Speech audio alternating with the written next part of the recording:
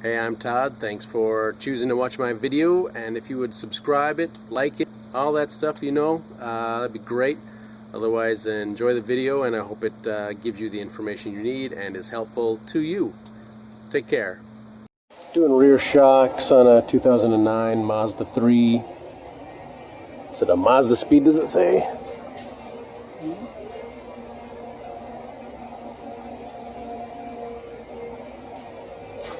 Like a 17mm bolt on both sides. And a couple of 12mm bolts up top above the tire. Just gonna zip this off. You have to push up on this a little bit to get it out. Ooh.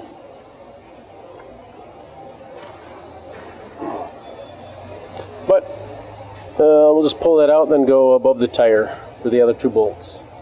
Nuts. Two 12mm nuts here.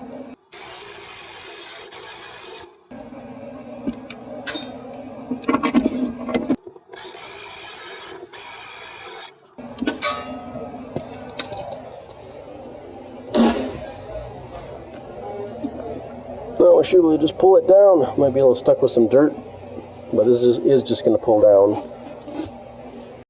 Takes a little wiggling, but it should just come out. Like this. Just need to push it up through here. It's fairly easy, and then bring it out here just like we showed you. And this piece, we'll put it in the vise, hold it down, then we can take this 12 or 13mm nut off right there.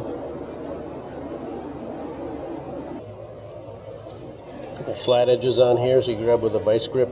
There's probably a specialty tool, but just a vice grip.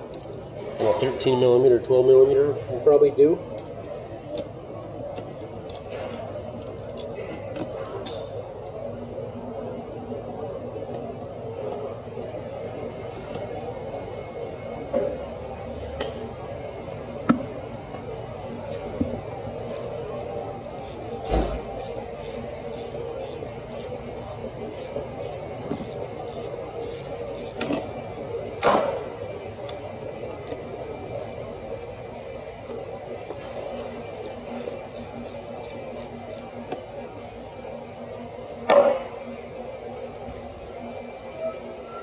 Maybe hit it with a gun too if you got one.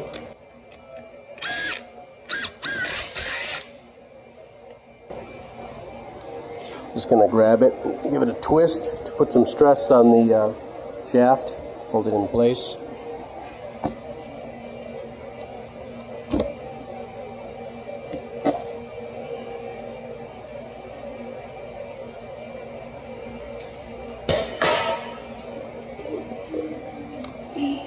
Just trying to hold on to everything right here, and we'll slide the new one right back up in it.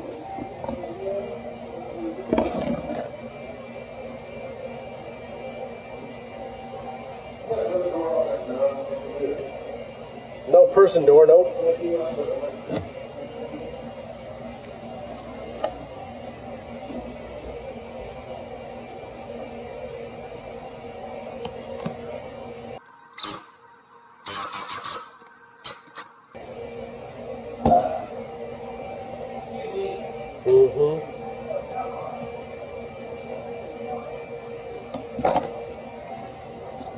It's on there tight, and we can just reinstall it. Slide it back up in the hole.